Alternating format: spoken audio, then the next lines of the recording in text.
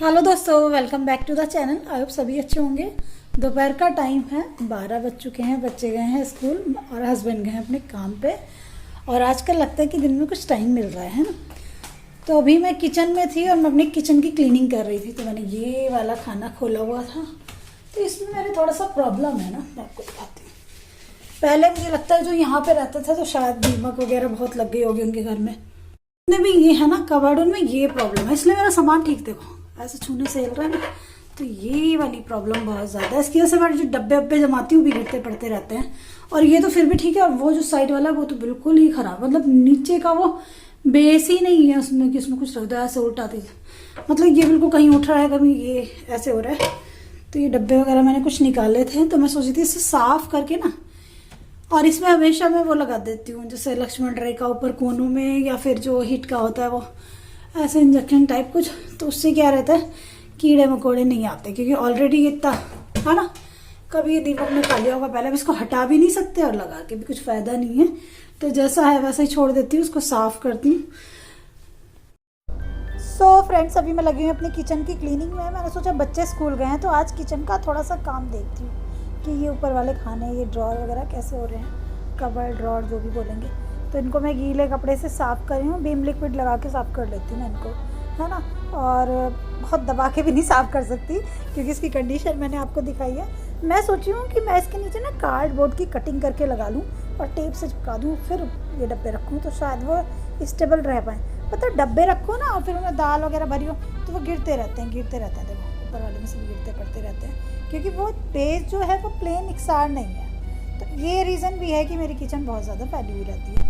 तो अभी इसमें मैं क्या रखूँ, इसमें ज़्यादा कुछ रख भी नहीं पाती है ना, तो समझ नहीं आता क्या करूँ। तो ये पुराने पेपर मैंने हटा दिए और अभी मेरे पास पेपर नहीं है, क्योंकि मैं हमेशा आंटी से ले आती हूँ, आंटी के पास भी नहीं थे अभी।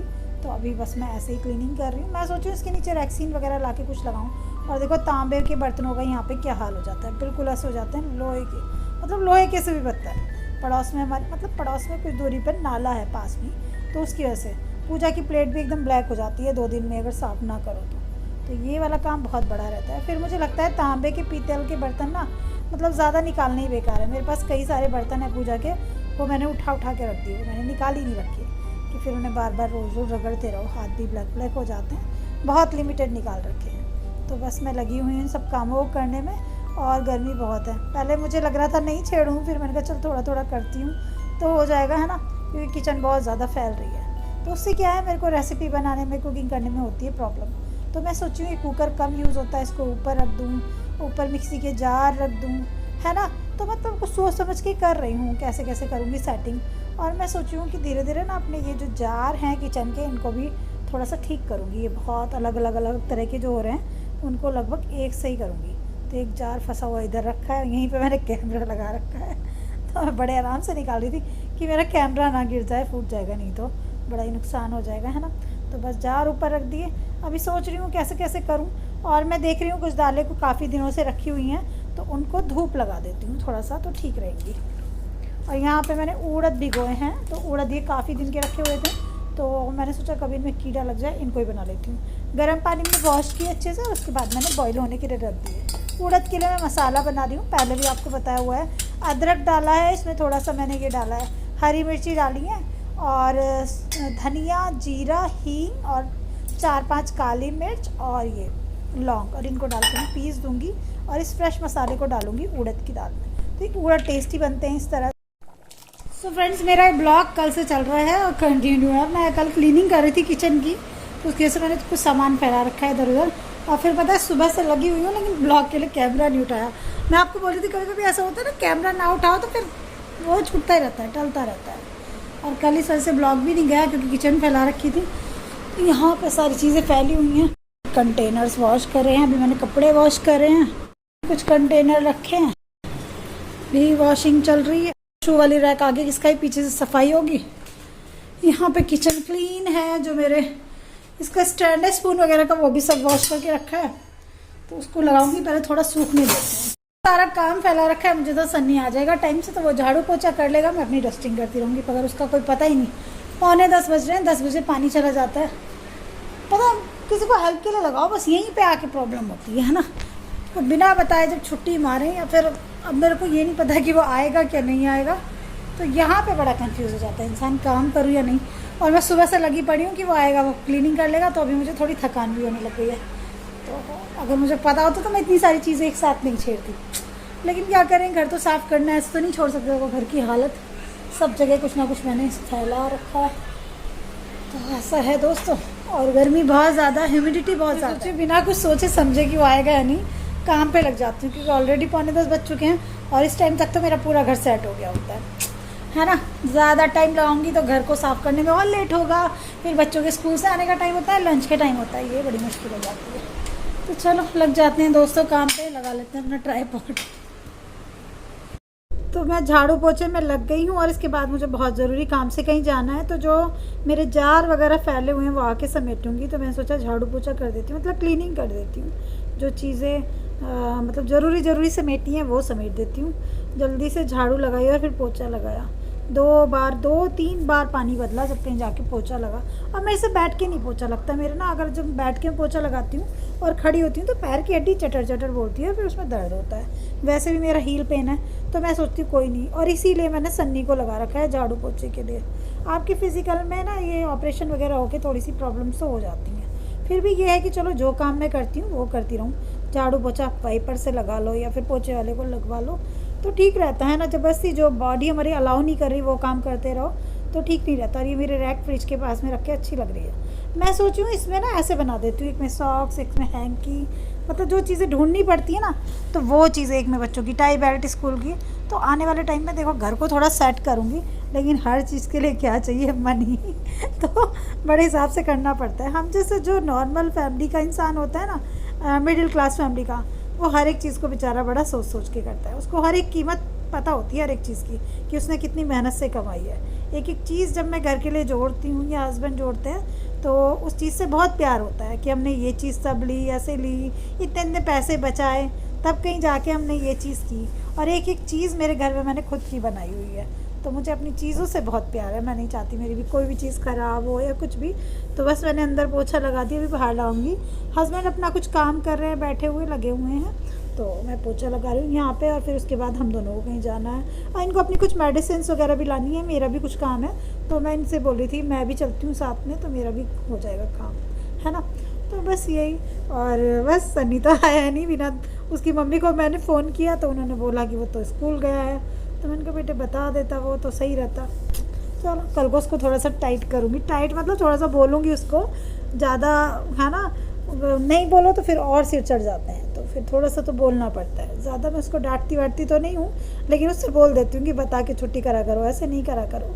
छोटा है तो मुझे भी लगता है कि ज़्यादा क्या बोलूँ उसको, है ना। ठीक है, तो बस यहाँ झाड़ू पोछा हो रहा है। मेरे घर में पता है ये जो बाहर वाला एरिया है यहाँ पे वॉशिंग करनी पड़ती है। तो हस्बैंड अभी फ़ोन पे बात कर रहे हैं कोई अपने डीलर वगैरह से, और उससे पहले उन्होंने पाइप लगा के वहाँ पे वॉश कर दिया। जब उन्हें पता चला सन्नी नहीं आ रहा तो उन्होंने मेरी काफ़ी हेल्प कर दी, बल्कि वाइपर भी लगा दिया, है ना।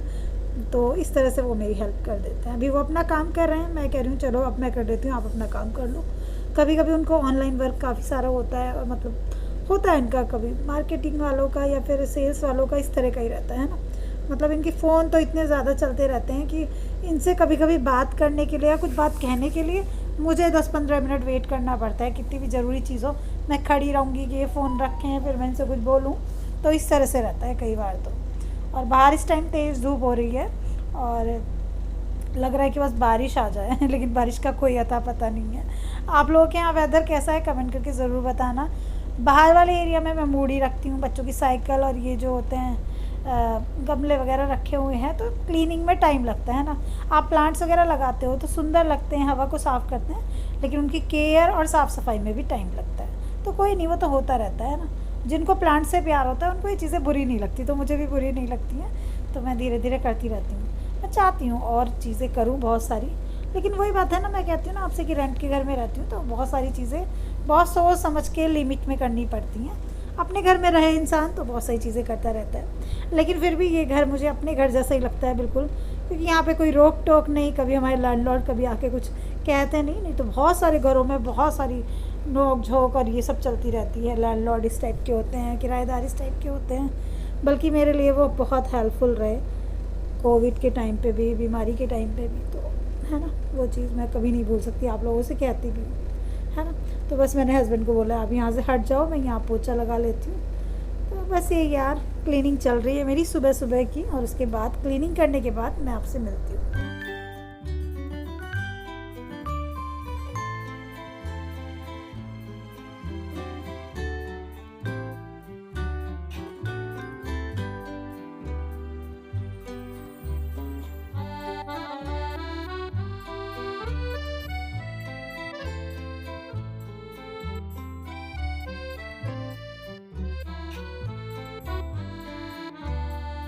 सो फाइनली अभी मैं नहा के आई हूँ, और इतनी गर्मी लग रही थी कि मैंने बहुत सारा गले में पाउडर लगा लिया डर्मिकोल। बहुत ज़्यादा ह्यूमिडिटी है, बहुत गर्मी है, और ये देखो ऐसे ब्लैक पड़ गया, ये फुंसी जो हुई थी अभी सूख गई है। लेकिन जो भी मुझे देखता है वो टोकता रहे आपके यहाँ कुछ लग रहा है, आपके यहाँ कुछ लग रहा है, वो कुछ लग नहीं रहा है, चोट है, तो ऐसे बताना पड़ता है ना। और नहा के काफ़ी ठीक लग रहा है, लेकिन आजकल का मौसम ऐसा है कि नहाते नहाते ही पसीना आ जाए, बिल्कुल गर्मी ही गर्मी। और मैंने सोचा जब नहाते नहाते बच्चों के शूज़ भी वॉश कर देती हूँ, तो कुछ शूज़ पड़े थे इनको वॉश कर दिया, इनको धूप में रखा है, धूप में सूख जाएंगे। एक्चुअली सक्षम के गंदे हो रहे थे, मैंने सोचा सबके ही वॉश कर देती हूँ। इधर कपड़े डाले हुए हैं, तो लेडीज़ का काम ना कभी ख़त्म नहीं होता। हस्बैंड अपना काम कर रहे हैं यहाँ पे बैठे हुए, और यहाँ पे मैं अपने बाल सुखा रही हूँ। तो बस आज पूरा दिन मेरा कुछ ऐसा रहा। तो सुबह का काम तो खत्म हो गया, और सुबह का काम खत्म होते होते आज 11:30 बज गए। अभी दोपहर का काम शुरू हो जाएगा, तो मैंने सोचा उससे पहले अपनी वीडियो एडिट कर लेती हूँ, क्योंकि ये मेरा ब्लॉग 2 दिन से चल रहा है, कल से चल रहा है। और पीछे मेरे हस्बैंड की फ़ोटो लगी हुई है, ये वाली फ़ोटो देख के, ये पहले घर पर लगी हुई थी, फिर हम इसको ले आए थे।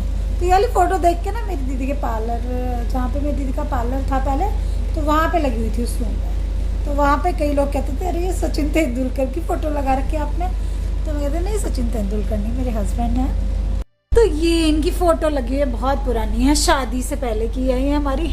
और इनकी बहुत सारी ऐसी बड़ी बड़ी फ़ोटोज़ हमारे घर में रामराज में भी लगी हुई हैं, क्योंकि इनको फ़ोटो खिंचाने का काफ़ी शौक है। ऊपर से इनके एक फ्रेंड, जहाँ पे हम रहते थे पहले सुमेरपुर में, सुमेरपुर से मेरे एक सब्सक्राइबर भी देखते हैं मुझे, एक तो कमेंट करते हैं और कौन कौन देखता है पता नहीं। तो वो बड़े सरप्राइज थे, अरे दीदी आप सुमेरपुर में रहती थी, तो सुमेरपुर से बनवाई हुई है ये। अब तो भैया शायद दुबई चले गए, काफ़ी अच्छे फोटोग्राफर है। तो अभी मैं बस इस ब्लॉग को यहीं पे एंड करूँगी, कल के एक प्यारे से ब्लॉग में मिलूँगी दोस्तों। और आज मेरे को इतनी गर्मी लग रही थी काम करने के बाद में, तो ये मेरी जो रिटायर्ड बिल्कुल जो मैं पहनती भी नहीं टी शर्ट, वो मुझे हाथ लगी, तो मैंने यही पहन लिया। इसे पहन के बहुत सुकून मिल रहा है, क्योंकि गर्मी इतनी ज़्यादा है ना। तो ऐसी गर्मी वाले मौसम में मन करता है बिल्कुल घिसे हुए कपड़े पहनो, बिल्कुल नए नए कपड़े पहनने का मन नहीं करता है ना। सबका हाल ही यही रहता है, और नए कपड़े पहन के इचिंग सी और अजीब सा होता रहता है। तो ऐसा ही मौसम हो रहा है बिल्कुल।